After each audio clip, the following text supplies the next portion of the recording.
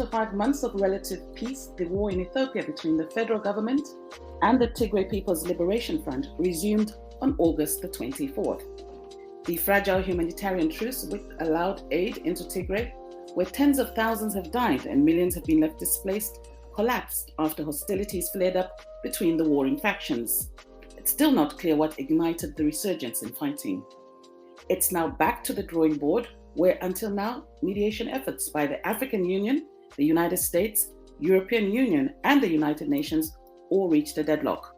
In a significant shift, the Tigray forces say they are now willing to participate in a process led by the African Union. In this podcast, we explore whether the African Union is best suited to lead this process, and we look at some pitfalls the African body faced in the conflict. We'll be asking what responsibility other African countries have to aid in one of the continent's worst wars. I'm Kwangu Liwewe from New Lines magazine. This is The Lead. My first guest today is Dr. Adeoye Akinola from the Institute for Pan-African Thoughts and Conversation. Thanks for joining me, Dr. Akinola. Thank you for having me on your show. So, now the idea of African solutions for African problems, it's been a mantra since the early 1990s. With the Ethiopia-Tigray conflict, the AU has already been involved in this peace process since it broke out 2 years ago, but not much has been achieved. What do you attribute this to, Doc? When we speak about African solution to African problem, I hope we are not going to misinterpret it to say that Africans do not need help from outside Africa. But what it speaks to is the ownership of conflict resolution mechanism. So Africans themselves should lead in resolving conflict within the continent. And that's what the AU has tried to do as effective as we could argue, but African Union has been able to now put in place mechanism that will lead in the resolution of the conflict. What mechanisms are these? If you noted, the first thing they did was to appoint the ex-president of Nigeria, Olusegun Obasanjo, to actually lead this process. He has been trying to mediate between the two parties. Initially, the Tigray actors insisted that they were not going to be part of the peace process. But because of some high diplomacy and insistence of the AU, that they will actually provide a neutral platform, the Tigray party are now on board. So something has changed. Yes, would you be in a position to know what has changed? Because I do recall that they were not happy with the choice of Obasanjo. And also, former Kenyan President Uhuru Kenyatta was also involved in the process. Now he's no longer president. We have William Ruto. Are you expecting Ruto to play a key role in this mediation process? It's exceedingly difficult for two parties to accept a nomination of somebody mediating because of one conflict of interest or the other. But I'm sure at this stage, I think the AU have been able to convince the two parties that the leader in this mediating team, talking about President Obasanjo, is neutral. The only thing he wants is just peace. I'm not sure that the current president of Kenya will be able to lead the negotiator team because it comes with experience, it comes with mutual respect, and I'm not sure he's in a position to do that. The AU has its own African Standby Force, and this is supposed to be operational by now. And yet, we failed to see them doing anything in this conflict. The reality, despite the rhetorics concerning the African standby force, that the standby force are not standing by anywhere. The forces have not been actually institutionalized, despite the series of promises and all of that. So they only rely on contribution from member states when they need to mobilize peacekeepers. So as it is, there's no standby force that will directly engage in the conflict. Okay, now that the AU has been brought back into this mediation process, what steps do you think they should take to deal with this? Yeah, thank you. I think the first thing they ought to do is also to involve other external actors. I know the chair, the AUC chair promised that they will invite external actors that are that are neutral, because you need confidence from both parties. I know the Tigray actors have been exceedingly receptive because as at last month, they insisted that they were not going to be a party to this because they sense that the AU is likely going to support the Ethiopian side. So But currently, as it is, I think what the AU should do is first to build confidence, and for you to build confidence, then you must be open, you must be transparent, and they must invite maybe the United Nations Security Council. Maybe they might want to also involve the European Union so that their acts are just in the open. I think that's the first thing I think they should do. Okay, now talking about these external factors, actors rather, already, I mean, the US is already involved, the EU is already involved. What role have they played in the past two years in this conflict in helping this mediation? Well, for instance, the United States have tried to say we are not supporting any actor. Once you are complicit in the conflict, then we sanction you. I've not seen the AU coming forcefully to make such statements. Maybe they also need to be careful because of their relationship with the Ethiopian leadership in one side. So, of course, we are not expecting the external actors to lead or to take the lead in the negotiation, but we expect them to just oversee so that they are present. But when they are present there, whatever is being discussed is actually open to the entire world, and there might be some sense of legitimacy when external parties are present. Maybe the Tigray community may want to trust the process, as they have said initially that they didn't trust the AU. But now they have said they trust the AU. But maybe if there are other parties on board, they will trust them the more. Okay, still on that point about other parties being on board. When we look at the international efforts when it comes to this Ethiopia Tigray conflict, don't you think they're more distracted by what's happening in Russia, between Russia and Ukraine, and not giving the Ethiopia Tigray conflict the much needed attention? The Tigray conflict started in 2020. Ukraine-Russia war started this year. So even before the Ukraine-Russia war, there have been less attention directed at Tigray, and that is consistent with the reaction of the world to African peace and security issues. Most of the times, is even at the level of rhetorics, without concerted effort and commitment being made by the external actors. And that's why we are saying that the AU should take the lead. Let external actors support the efforts of the AU. And I think that is what is being put on the table now. But we just have to cross our fingers and expect that this will bring a lasting solution to the crisis. Apart from the international actors, if we look at Africa itself, the Russia Ukraine war has received so much wide coverage. That's in the media, research, think tanks, they're all talking about that. And yet, in their own background, the Ethiopia Tigray conflict is going on. What's your comment on that? Yeah, I've also commented on this in one of my opinion pieces that look, that has been consistent with the character of African leadership, and many of them are also involved in resolving the crisis far away in Ukraine and Russia, whereby on their own turf there's fire on the roof or fire on the mountain. So one thing I conclude is just that Africans don't love themselves, particularly talking about African leaders. Most of the time, they would rather react to something that is far off instead of reacting to internal conflicts. If you look across Africa, not only Tigray, there is crisis in Mozambique. There's crisis in Congo DRC. There's Boko Haram insurgency in Nigeria. In the Sahel, there are all kinds of crises. So it's not only Tigray and Ethiopia. There are other crises that African leadership have been unable to resolve. Perhaps lack of commitment. Okay, and finally, the UN General Assembly is on now in New York.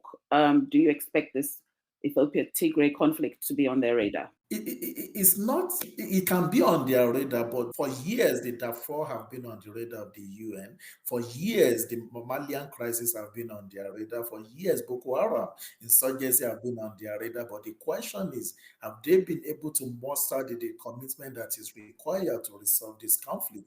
And the answer is no. So the same thing could still be replicated in the case of Tigray Ethiopian crisis. I'm not that optimistic. Thank you very much, Dr. Akinola. Thank you.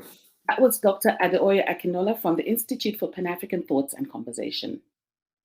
As the Ethiopian Tigray conflict rages on, the rest of Africa is seemingly more focused on the Ukraine-Russia war because of the adverse impact it is having on their economies. All this focus despite the thousands of lives lost and millions displaced in Ethiopia. I spoke to Chris Maroleng, the Executive Director of Good Governance Africa, about this, and I started by asking him how impactful the African Union will be in mediating this conflict when they'd already been involved since the war broke out 2 years ago. Chris, thanks for joining us. It's a pleasure. Thank you for having me on your program. Ethiopia has seen a return of hostilities in the north of the country, and this has affected the country's progress towards lasting peace. Both sides of the warring faction have now agreed to look at the African Union to mediate this conflict. The AU, Chris, has already been involved in the peace process so far, but it hasn't been that effective. What do you attribute this to? Yeah, indeed. I think one of the key things is that this is really a conflict that highlights the deep structural and systemic deficits that we have noted in terms of governance in Ethiopia that have remained unaddressed, which have resulted in the outbreak of conflict that we've witnessed in the Tigray region of Ethiopia.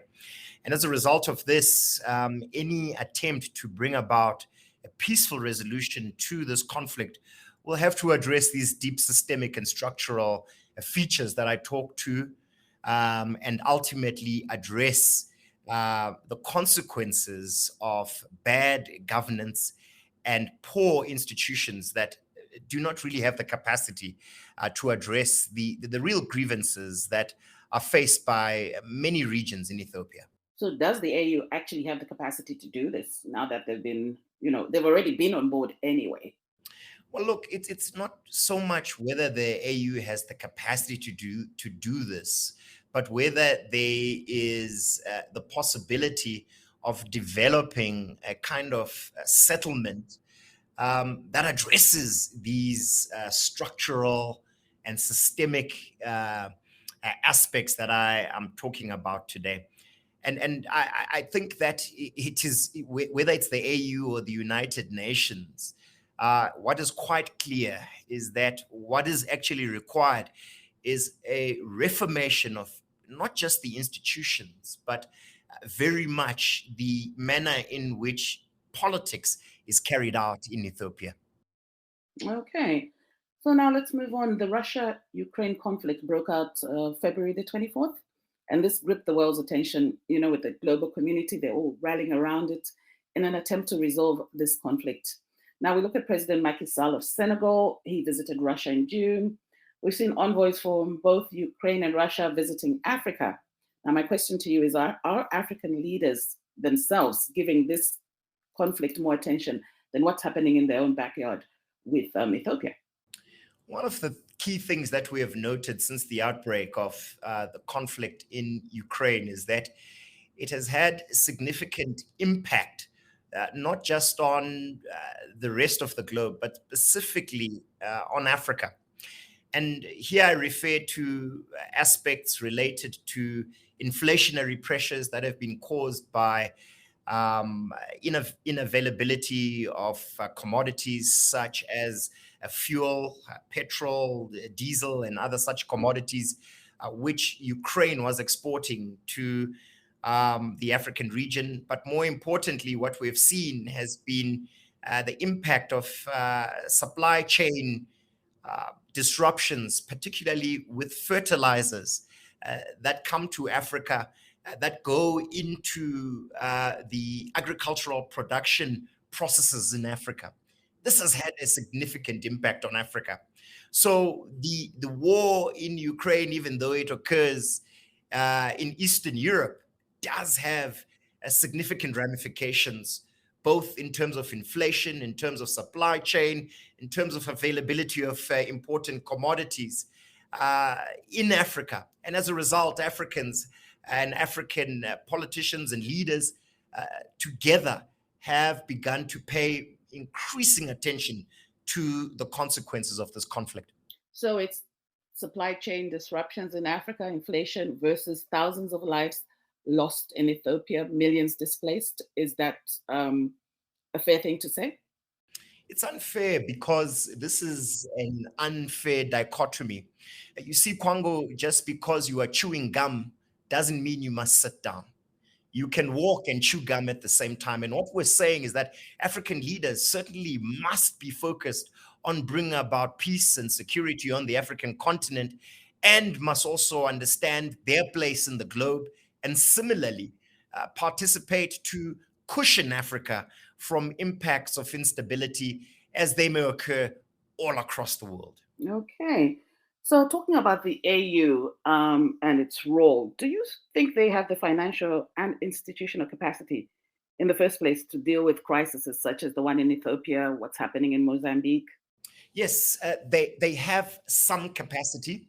However, that capacity is not really strong enough.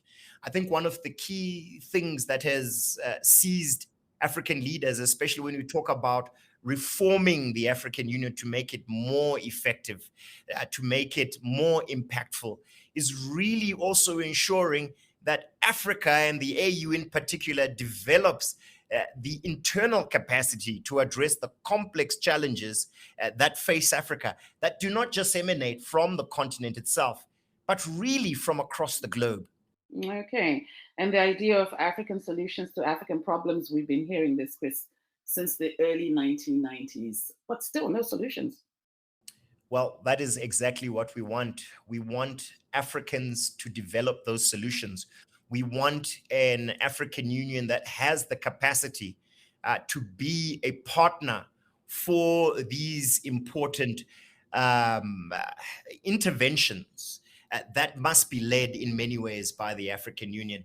I think many Africans lament the fact that 20 years on from the establishment of the African Union, we don't seem to be any much further down the road in ensuring that we develop this kind of institutional capacity. And this is exactly the point about African solutions to African problems. These problems must ultimately have the propensity to solve these complex challenges that face the continent. And finally, Chris, now that the AU has been welcomed into the mediation process by both sides of the warring faction in Ethiopia, what should they be doing? What should they be focusing on to lead this process? With Ethiopia, Tigray in particular, there is no silver bullet that will resolve the crisis there. I think what they must be really focused on is developing a comprehensive approach that talks to the systemic and structural nature of this conflict. They must also not try to simply address the symptoms, but really focus on the root causes of what causes the challenges that have led to this conflict in Ethiopia. By doing so, they will restore long-lasting peace and security, not just to Ethiopia, but to the region. Chris Maroleng, thank you very much. It's a pleasure. Thank you. With the United Nations General Assembly underway, some view this as an opportunity to highlight the Ethiopia-Tigray conflict. Ethiopian activist Tedla Asfaw spoke to me from New York, where he has lived for the past 15 years. I asked him what his expectations were ahead of Ethiopian Prime Minister Abiy Ahmed's address to the United Nations. Tedla, thanks for joining us. Thank you very much for having me. Now, the UN General Assembly, Tedla, is currently underway in New York, and Ethiopia hasn't yet spoken. They're expected to speak probably on Friday. What do you anticipate the President of Ethiopia will touch on? I mean, it's most probably it will talk about everything, including the war, of course, about the climate change, where we have in the eastern and southern parts of Ethiopia a drought, and on the other side we have the other part of Ethiopia we have tremendous rainfall, flooding too. So it is a mixed baggage, but I think it's going to concentrate on the war. Ethiopia is still trying to come out from this terrible war peacefully, and they are backing up the African Union effort, and they are calling for solidarity. You know, Africans really should work among themselves to solve their problems. African solution for African problems, I think they might focus on that. Okay, but here at the UN General Assembly, do you have the confidence that the African leaders themselves will voice concerns over the Ethiopia-Tigray conflict, or do you think they'll be distracted more with the Russia-Ukraine conflict? Well, I heard yesterday from a Barbados president mentioning exactly what you said. The world is now focusing on Ukraine, but we have Syria, Yemen. Even she picked up the Tigray region of Ethiopia, and the world should focus equally on all problems. And the Africans, I might tell you that, they are not going to ignore this problem, because African Union, the headquarters is in Addis Ababa. And they see how the people, even in Addis, whenever there is a call for peace, how the people are reacting positively. So they know that this problem has to be solved, and they will not ignore it. They try to rally behind this motto, African solution for African problems. I don't think that they have a choice anyway. We cannot hide from this. We have to face it. I believe the Africans will see it as it is, because they know that. But Tedla, this is not the first time that the AU has been involved in this particular peace process. The war broke out 2 years ago, and still it's ongoing, and nothing seems to be done to improve the situation. So what confidence do you have that the AU can help? Whenever there is a conflict in Africa, unless outside forces try to get involved directly in these things, Africans will see that they will solve it. This is a 2-year-old war. The Yemeni war is how many years? If you go to Libya, the same thing. This is not a quick solution.